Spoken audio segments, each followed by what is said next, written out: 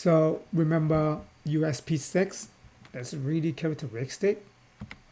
So when I talk about this kind of bone tumor, I always like to show this image because when you remember this image, uh, before you look at the slide, you already have your differential because we know that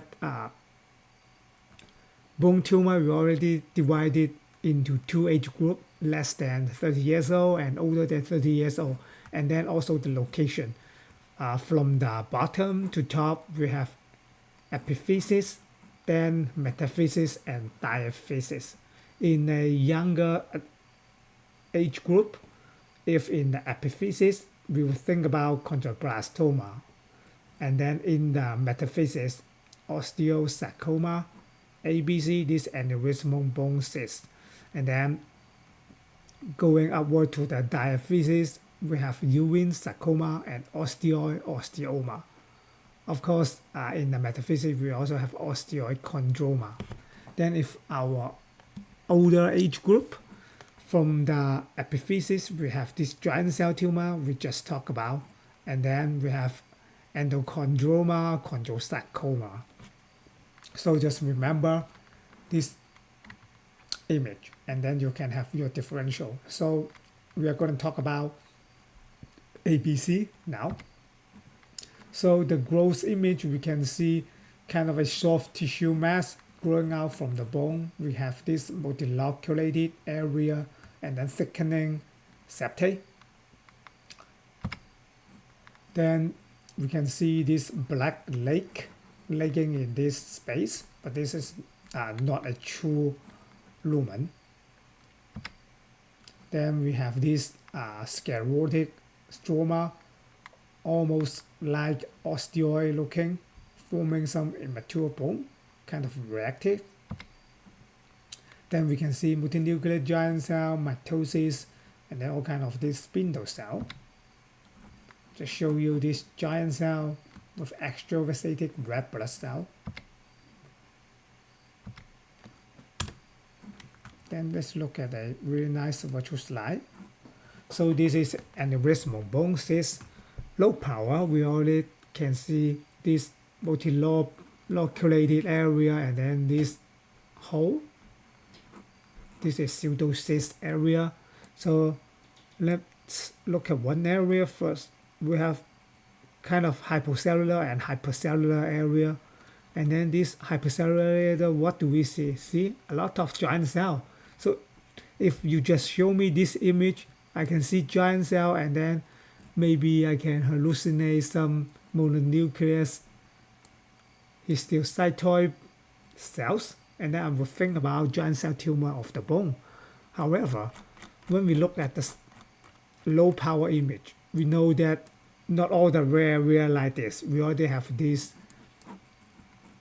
multilobulated, loculated, and then this pseudocyst. So this is not giant cell tumor of the bone. Then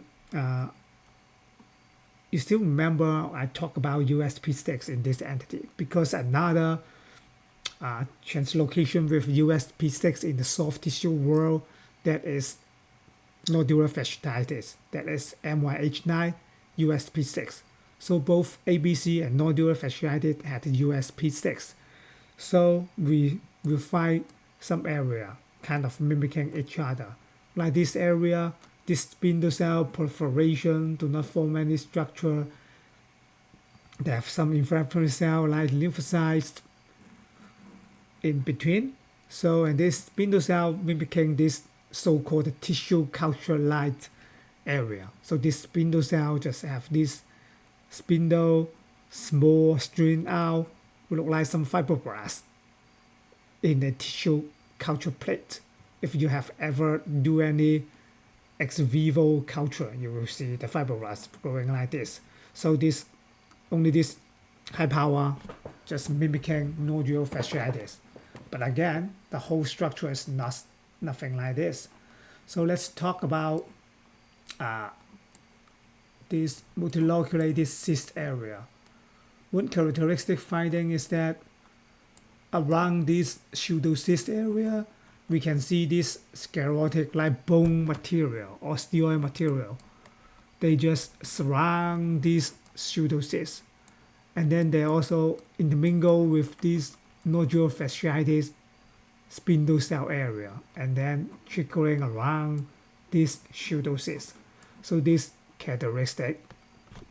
So go to low power, we just do a quick recap.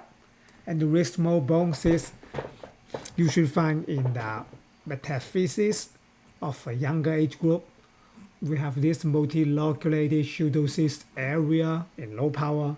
We can find some giant cell tumor like area, but just really focal. And then in this cyst area, pseudocyst area, we can find the cyst wall. We have this tissue culture line almost mimicking nodular fasciitis area, and then intermingle with this sclerotic osteoid stroma just hugging around this pseudocystic area. So combine all of these features, that is aneurysmal bone cyst, the transfusion, remember USP6.